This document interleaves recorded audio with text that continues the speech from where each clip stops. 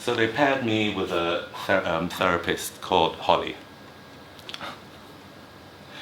And during our first session, Holly invited me in. It was a really nice, pleasant lady. I think she was about mid-50s. I think she mentioned she was from Somerset, or I could pick up from her accent. I'm not quite too sure, but I knew she was from around that region.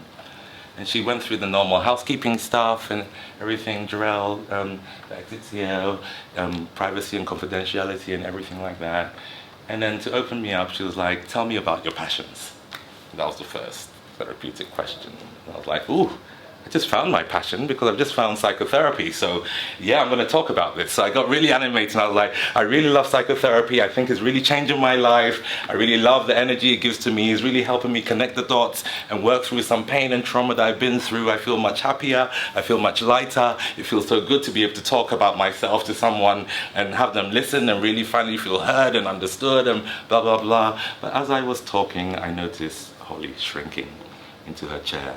But I didn't make anything of it because I'd never really been asked, what are your passions before? So I was relishing in the moment and having the space to talk about myself.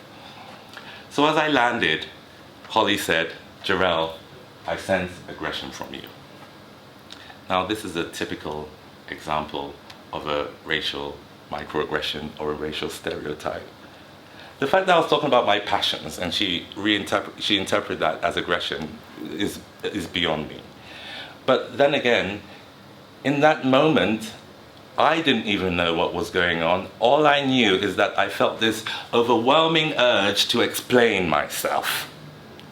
Because I'm like, no, my God, she thinks I'm aggressive. And I was just talking about my passions.